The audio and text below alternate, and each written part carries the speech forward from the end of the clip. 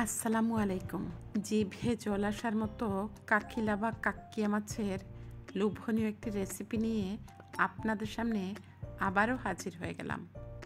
তো আমার মতো যারা মাছ পছন্দ করেন, আশা করছি তাদের কাছে আমার আজকের এই কাকিলা মাছের রেসিপিটি খুব বেশি ভালো লাগবে।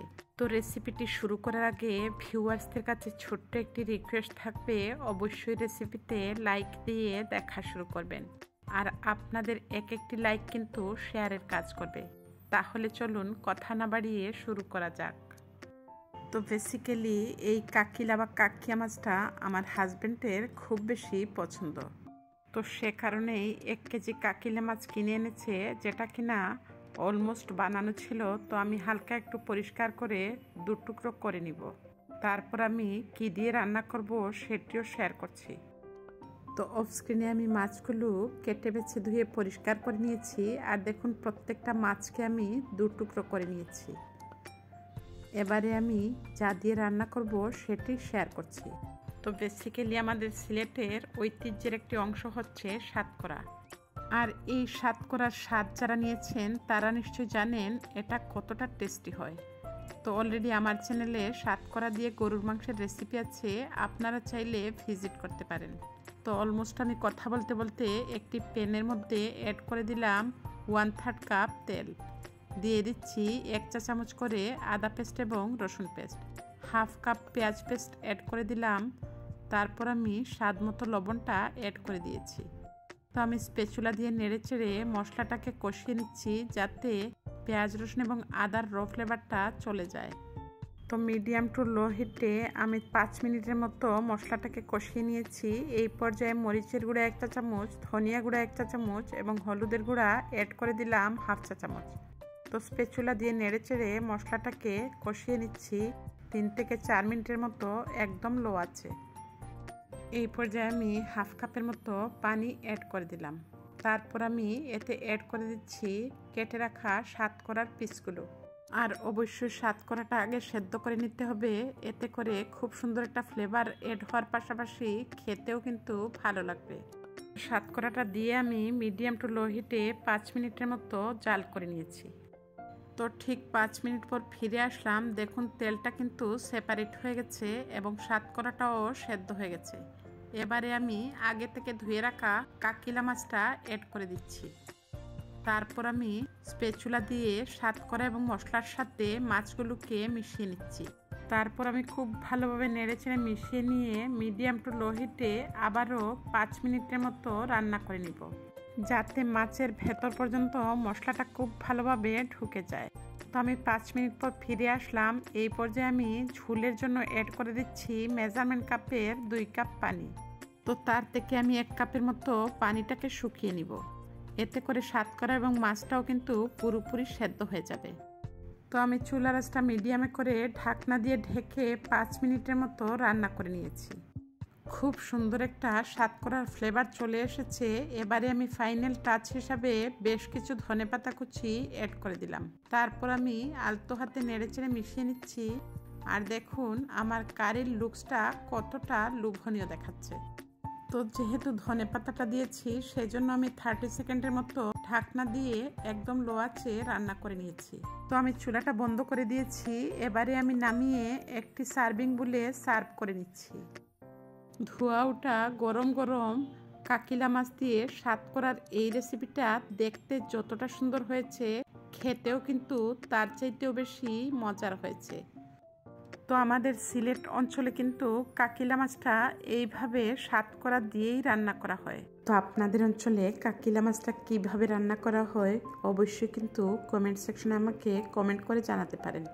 তো ভিউয়ার্সদের কাছে বরাবরের মতো রিকোয়েস্ট থাকবে, যদি রেসিপিটি ভালো লাগে আর এই চ্যানেলটি নতুন ভিজিট করে থাকেন, অবশ্যই সাবস্ক্রাইব করে পাশে থাকা বেল বাটনটি বাজিয়ে দেবেন, যাতে যে কোনো রেসিপি দেওয়া মাত্র সবার আগে নোটিফিকেশন আকারে আপনার মোবাইলে পৌঁছে যায়। আর যদি এই রেসিপিটি আপনাদের খুব বেশি ভালো লাগে, ইচ্ছে হলে ফ্রেন্ডস এবং ফ্যামিলির সাথে শেয়ার করে অন্যদেরকে দেখার সুযোগ করে দিতে পারেন। তো দেখা হচ্ছে নেক্সট এপিসোডে। ততক্ষণ পর্যন্ত আপনাদের সবার কাছ থেকে আজকের মতো বিদায় নিচ্ছি। সবাই ভালো থাকবেন, সুস্থ থাকবেন।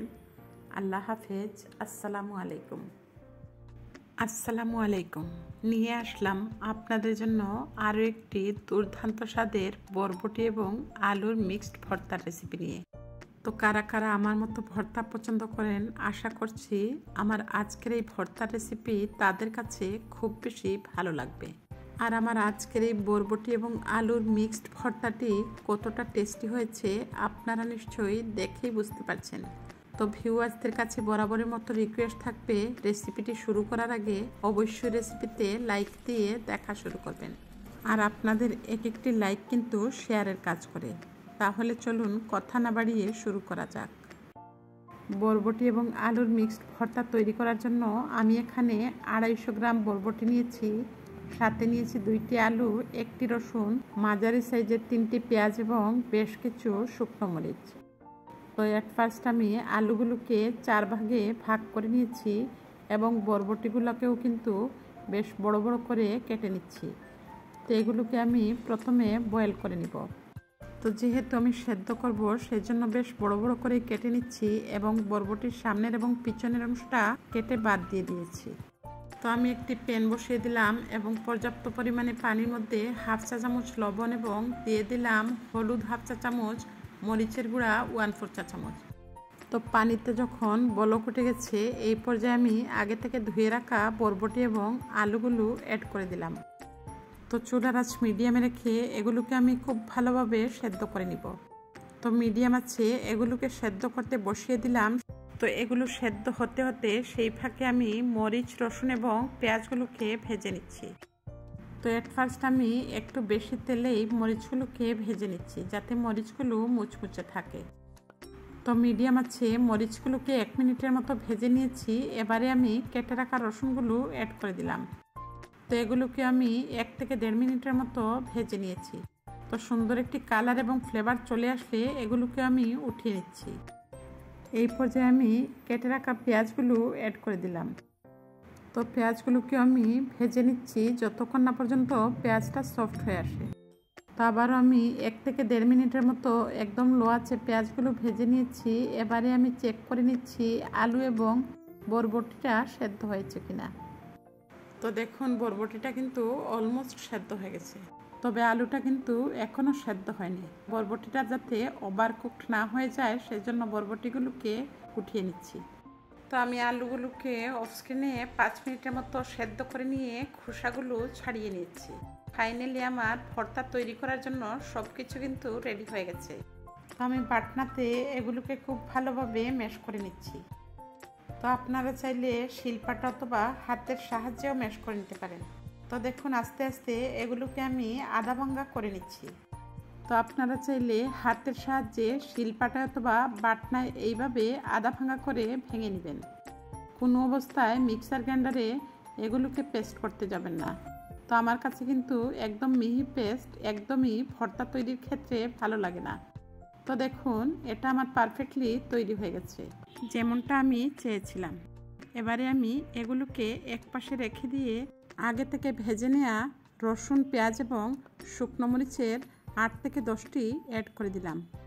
তারপর আমি প্রথমে শুকনো মরিচটাকে হাত দিয়ে ঢলে ঢলে ভেঙে নিচ্ছি।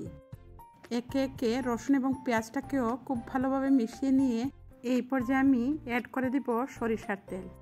আর অবশ্যই ভর্তাতে সরিষার তেলটা কোনো অবস্থাতে স্কিপ করবেন না। আর এই সরিষার তেলটা দিলে কিন্তু ভর্তার টেস্টটা বহুগুণে বেড়ে যায়।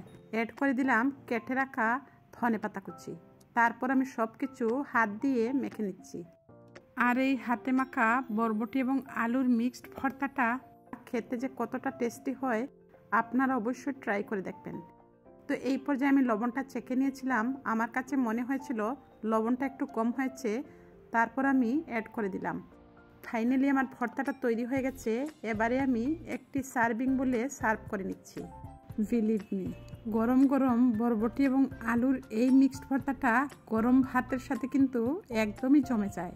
তো আশা করছি বরাবরের মতো আমার আজকের এই বরবটি এবং আলুর মিক্সড ভর্তার রেসিপি আপনারা অবশ্যই ট্রাই করে কমেন্ট সেকশনে আমাকে ফিডব্যাক জানাতে ভুলবেন না। চ্যানেলটি যদি নতুন ভিজিট করে থাকেন অবশ্যই সাবস্ক্রাইব করে পাশে থাকা বেল বাটনটি বাজিয়ে দিবেন, যাতে যে কোনো রেসিপির আপডেট সবার আগে নোটিফিকেশন আকারে আপনার মোবাইলে পৌঁছে যায়।